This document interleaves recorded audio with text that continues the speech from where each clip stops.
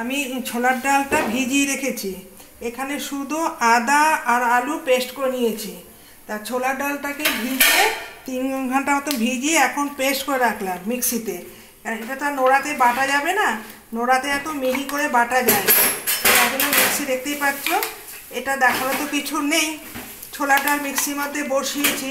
এখানে আমি কোনো মশলা দিইনি, কেননা মশলা ছাড়াই আমি করেছি, শুধু আদা একটু আলু দিয়েছি।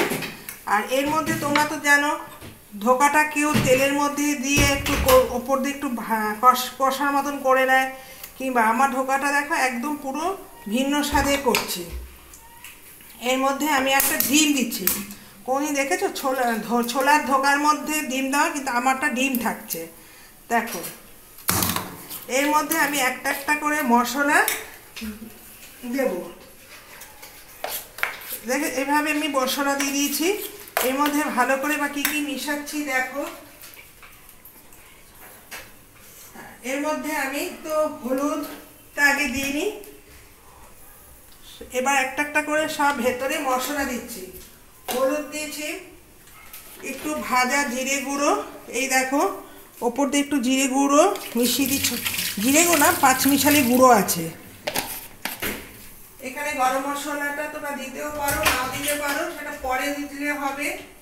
আর আমি এখানে বেসন দিচ্ছি না, আর সামান্য একটু লঙ্কার গুঁড়ো দিচ্ছি।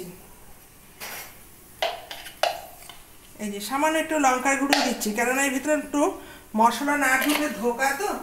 এখানে আমি কি করছি, একটু সাদা তেল দিয়ে দিচ্ছি। এটা ফ্রাই প্যানের মধ্যেই করে নিচ্ছি। এটা ছড়াবে ভালো, কিন্তু কড়াইতে ছড়ায় না। তা তেলটা আমি দিয়ে দিচ্ছি, আর রান্নাটা করবো সর্ষের তেলে। তাই আর এখানে আমি ভাত বসিয়ে দিয়েছি। এবার হঠাৎ করে একজন স্মার্ট বাজারে যাবে, মাসকাবাড়ি মাল আনতে, আমাকে বললো যাবে। হ্যাঁ যাব, আমারও বিস্কুট টিস্কুট শেষ হয়ে গেছে। তা গেছিলাম স্মার্ট বাজারে জিনিস কিনতে। আমি বেশি কিছু কিনিনি, তেল আর বিস্কুট নিয়ে এসেছি। তা ও বেড়াতে এসে পাশের বাড়িতে এসেছে, তখন ও বললো তুমি তো যাও, আমার আজকে বৃষ্টি 3 দিন ধরে তো জানো প্রচণ্ড বৃষ্টি হচ্ছে, মাসের প্রথম। আচ্ছা হ্যাঁ, আমারও বিস্কুট টিস্কুট শেষ হয়ে গেছে। আমরা মাঝে মাঝে কী করি, একটু হাঁটতে বেরোই, আর একটু স্মার্ট বাজার থেকে এখন ঘরের জিনিসপত্র যা যা লাগে স্মার্ট বাজার থেকে তো হাঁটাও হলো। কিন্তু এখন তো বৃষ্টির জন্য আর সন্ধ্যার সময় বেরোনো যায় না। তা মাঝে মাঝে এখন সকালেই মাঝে মাঝে বেরিয়ে যায়। তা 3 দিন ধরে বৃষ্টির জন্য ঘরে থাকতে থাকতে না কোমর টোমরগুলো মানে অকেজোক হয়ে যাচ্ছে। না, রাস্তায় হাঁটতেই বেরোতে হবে।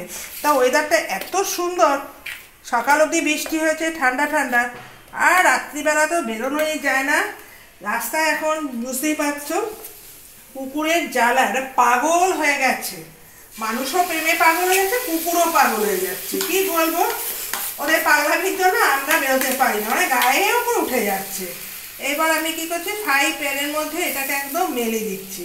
দেখবে ছোলার ডালটা বেশ সুন্দর এইভাবে ডিমের ধোকা, ছোলার ডালের ধোকা।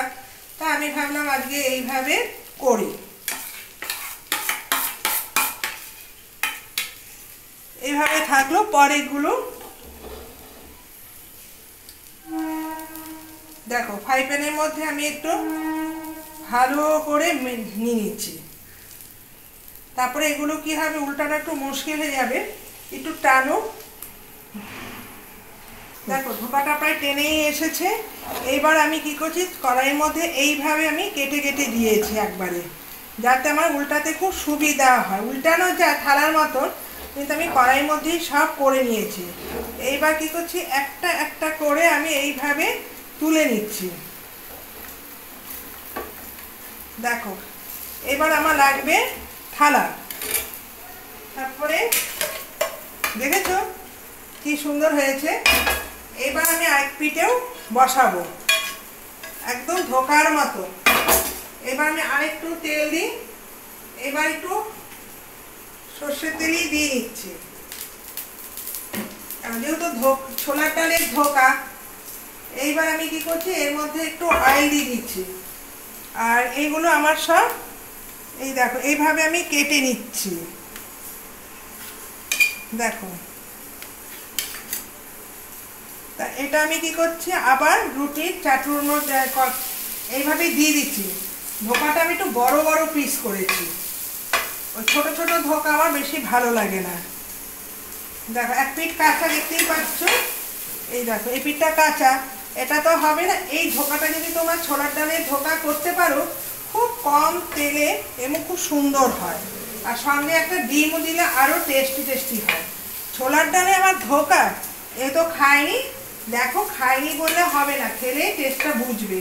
আমরা তো আগে অনেক কিছুই খাবার খেতাম না, কিন্তু এখন আমরা যদি মনে করো আমি নিজে নিজে রান্না শিখবো, এখনকার দেখছি মেয়েরা খুব সুন্দর সুন্দর, আগে সেই আমাদের গাছের পাতা ছিল, যেমন বিভিন্ন শাক পাতা বাড়িতে চাষ করতো, এই পাতা বাটা এই সে। এখন তার মেয়েরা তো ওই খায় না, সবজিটা একদমই পছন্দ করে না। আর সবজি করলে কি হয়, খেতেও ভালো লাগে। ভাতটাও হয়ে গেছে, এবার আমি এগুলোকে এখানে বসে রেখে দিচ্ছি। আর এর ওপর দিয়ে একটু তেলও দিয়ে দিতে পারো, আরও ভালো হয়। এবার আমি কি করছি, এই দেখো এখানে গ্যাসটা কমিয়ে রেখেছি, এটাতে বসিয়ে দিচ্ছি। এবার বাকি মশলাটা আমি এখানে যুক্ত করে দিচ্ছি। এবার এখানে আমার এই অয়েলটা দিয়ে দিচ্ছি, এটা পুরোটাই হবে সর্ষের তেলে। দেখো অল্প হালকা ভেজে নিলাম। এবার এখানে কি করছি, একটা একটা করে মশলা আমি ওই যে ডালের যে ঝোল ছিল এর মধ্যেই আমি মশলাগুলো অ্যাড করে নিচ্ছি। হলুদ গুঁড়ো,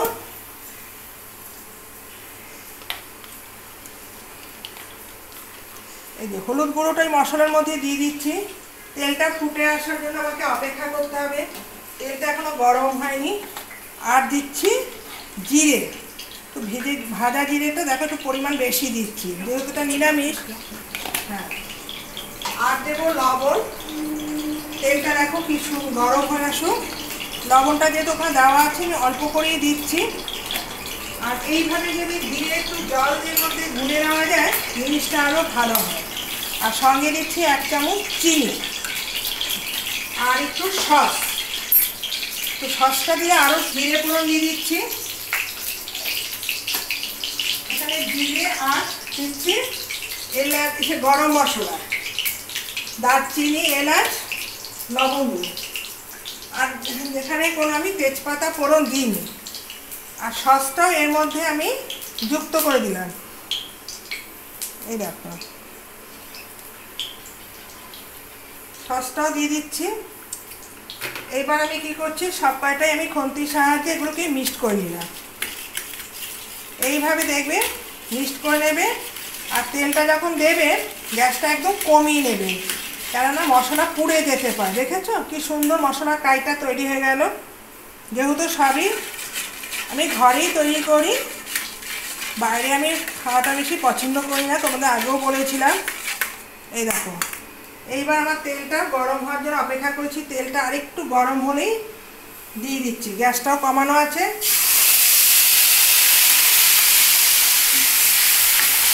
এবার তেল ছাড়ার জন্য বেশি অপেক্ষা করতে হবে না। এটা দেখো কি সুন্দর, জলটা নিয়ে